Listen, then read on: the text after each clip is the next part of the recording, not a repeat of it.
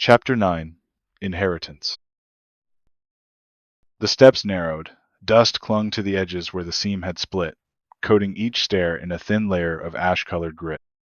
Berik moved first, blade drawn low, the dull glint of old blood still drying along the curve of his arm. Rina followed without word or sound, her glow dim but steady, casting faint shapes down the twisting shaft. They dropped slow, measured. The stairwell bent in sharp turns, each corner compressing tighter. No markings, no vents, just stone carved in a descending spiral that never echoed. The further they went, the lighter the air became, not fresher, just thinner, like breath waiting to be shared, but not yet offered. 50 steps in, the air warmed. By 100, it shifted. Less weight, less resistance. The cold from above gave way to something else, something clean. It ran along Berik's skin like pressure released, like depth itself had begun to hollow out around them. Rina said nothing. Her eyes tracked the walls. Every few paces, a glyph would twitch near her hand, blinking once, then vanishing. After the third 100, the stair stopped. No warning, no arch, just a flat step into open dark. Berik paused at the edge. No wall ahead, no ceiling, just the faint impression of space beyond reach. He leaned forward, not to see, but to listen. The air didn't move. No current. No hum. Just waiting. Rina stepped beside him. "It's open," she said. Her voice was hers. "For now." Berik nodded once, then moved forward, boots finding the smooth cut of stone beneath. No grit here, no rubble, just floor. Precise. He advanced 4 steps and halted. Behind him, Rina passed through the threshold. Light answered. Not sudden, not violent. The chamber responded to her presence. First along the walls, thin glyph lines igniting in fast arcs, then spiraling upward. They cycled through colors as they moved, blue, amber, violet, then dark again. Then they returned, stabilizing in pale white, bright enough to see the shape of the room. A dome, perfect and deep. The chamber stretched wide, 50 strides in any direction. The walls curved inward above, meeting at a high, unseen apex. And at the center, a pillar. Not a column. Not support. A construct. Tall. Thick at the base, narrowing as it rose. Covered in etched lines and metal seams, slick with alloy that caught the glyph light and bent it in strange refractions. It pulsed once, not light, not sound. A pressure against the skin. Then again. The same rhythm they'd followed down. Rina stared. "That's the echo," she said. Her voice had shifted. Less breath, more function. The tether draw radiates from its base. It's not transmitting. It's pulling. Berik moved 2 steps in, eyes fixed on the construct. "Then we stay sharp." He circled left, keeping distance. Rina mirrored him. As she passed into the open light, her body stiffened. The glow along her spine flared violet. Her gait slowed. Her arms began to move, not deliberately, but as if guided. Her fingers curled inward, then stretched wide, joints locking unnaturally. Berik stopped moving. Her voice changed. No breath now, just speech. Efficient. Engineered. This construct predates collapse. It does not match Codex registry. The material is composite, etched, rune, metal, bonded with glyphstone. The source is neither natural nor purely arcane. Hybrid systems detected. Power core, inactive. Echoform tether, active. External presence, confirmed. She walked forward. Each step triggered glyphs beneath her feet. The floor responded in cycling rings, light spiraling outward with each contact. She did not look down. She did not blink. Berik watched her cross within 15 feet of the pillar. "Rina," he said. She didn't stop.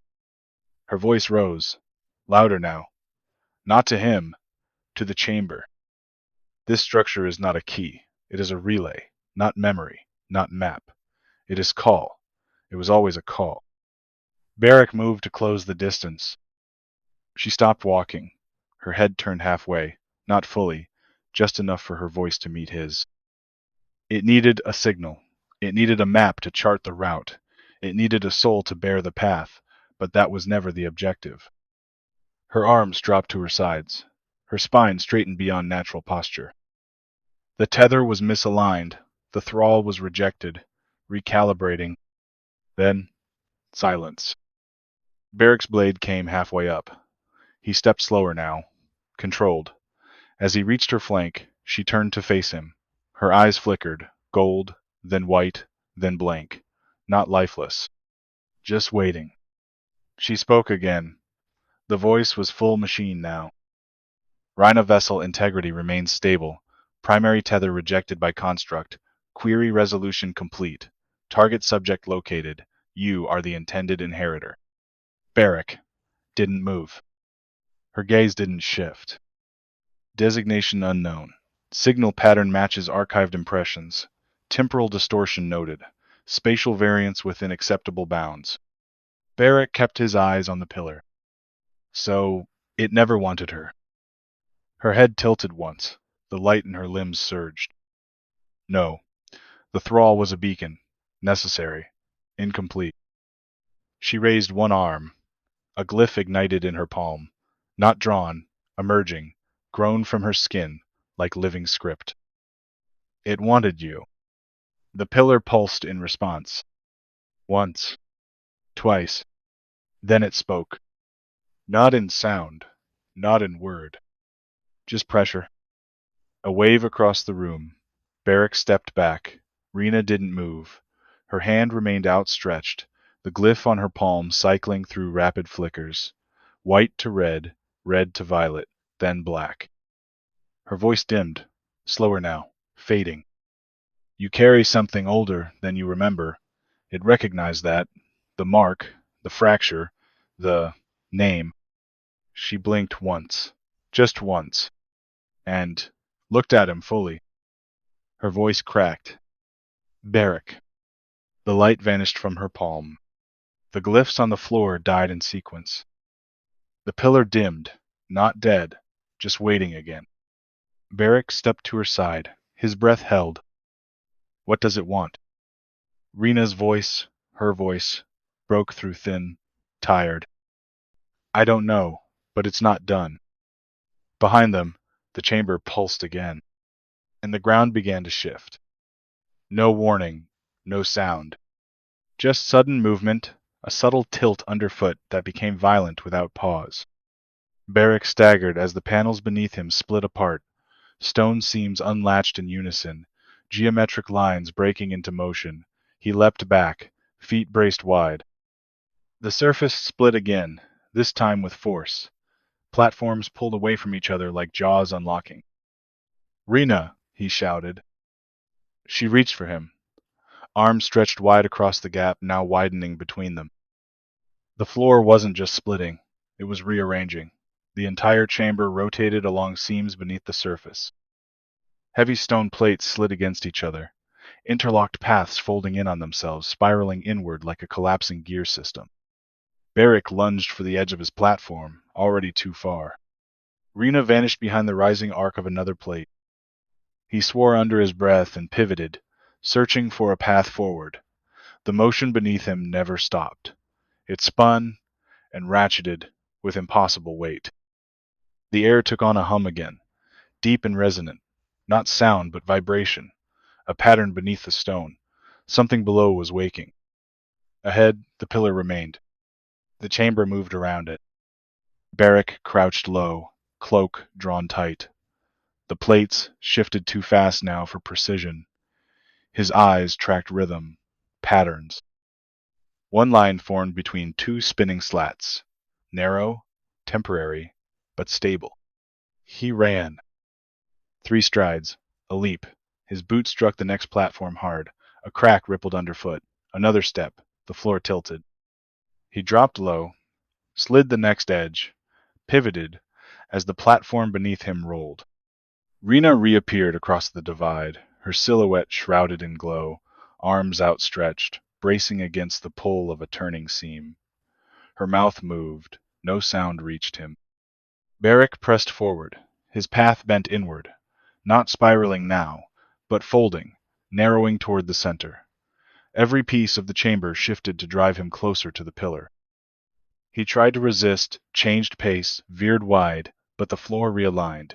Every possible route twisted back toward the heart, back toward the monolith. There was no other direction. He stepped into the last fold. The platform underfoot stilled. The rest of the room spun on, walls bending upward, ceiling retracting into hidden seams. The pillar grew taller as it rose, no longer just an artifact, now the axis of the room itself. Berik reached for it. His hand stretched forward, fingers inches from the surface. Then, the room stopped moving. Not slowed. Stopped. The noise ceased. The grind of stone fell into stillness, and the glyphs along the pillar flared. Then came the scream. Berik. Rina's voice, raw, real. He turned. Too late. The glyphs ignited around his arm, not projected, but carved, etching into his skin like ink dragged across bone. His forearm flared white, then violet, then settled into a pattern that pulsed deep red beneath the skin. He fell to one knee. The light surged up his shoulder, wrapped around his chest. Then the voice came. Not hers. Not his. Something older, masculine, resonant like a bell rung from the marrow of the world. Identity confirmed, Rigel. Berik choked back a breath. The glyphs burned now. He pressed a hand to his chest, but the light spread faster. The voice spoke again. Thomas, Hamer, Gillis, Berik. A pause. A cold silence between worlds. Master identity corrupted. Crisis confirmed. Initiating reconstruction. Berik. Her body slammed into his side before he could react. Rina tackled him with full weight, a blur of motion and fire. The momentum flung him away from the monolith. His back hit stone. The air left his lungs. Then, the world split again. Hostility detected. Employing countermeasures. Berik scrambled to his feet. Rina stood between him and the pillar, posture locked, eyes blank. Then, the glow vanished from her eyes. Just like that. Gone. Rina. He surged forward.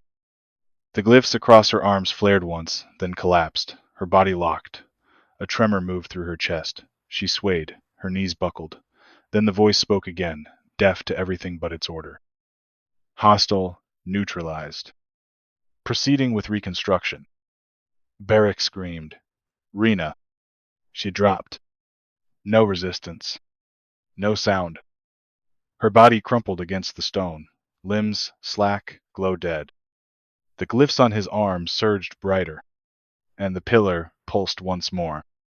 Berik slid forward, boots skidding across the still warm stone. His knees struck hard near the base of the platform where she'd fallen.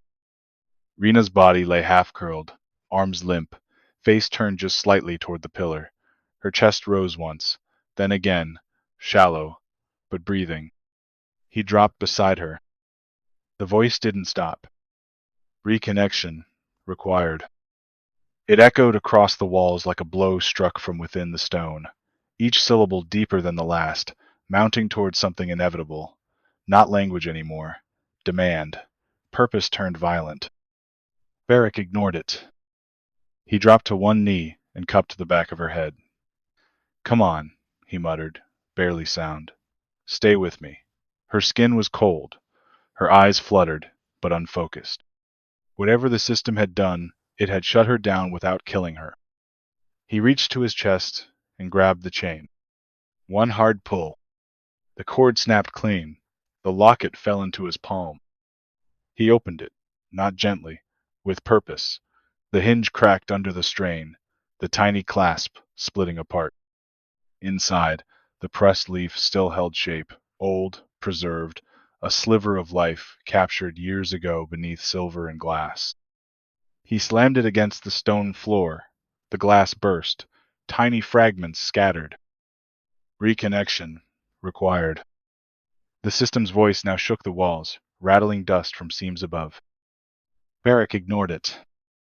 He reached in, peeled the glass away from the edge, and pinched the leaf between two fingers. The green had faded, but only slightly. Its veins still held color. Its shape was perfect. He lifted her head, pressed his fingers to her jaw, and slipped the leaf onto her tongue. For a second, nothing. Then her eyes flared open, not with glyph light, no gold, no violet, just eyes. Hers. She inhaled, sharp and ragged. Her lips parted like she might scream, but all that came was his name.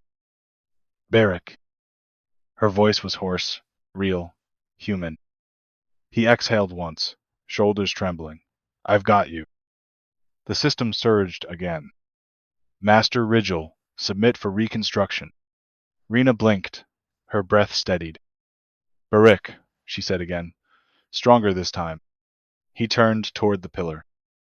The glyphs across his arms still pulsed, white now, sharp-edged, jittering against his skin like sparks trapped beneath flesh. His fingers flexed once, then closed. Just a moment, he muttered. He rose. One hand stretched forward. He didn't know if it would work, but he had to try. He stepped forward and reached toward the control plinth, and spoke. The word was older than memory.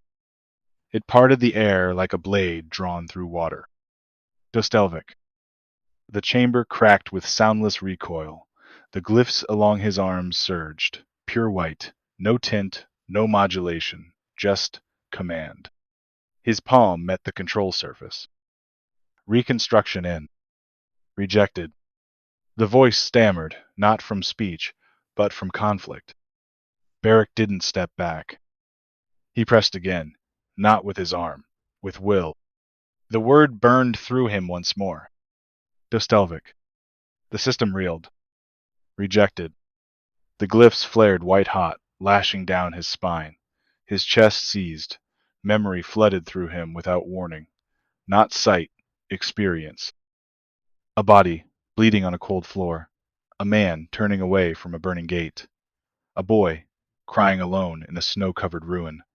Voices shouting. Fire. Orders carved in stone. The day he first saw her. Rina. Her laugh. Her boots in the dust. Her voice in the dark. All of it, all at once. He roared, and spoke the word a third time. Dostelvik.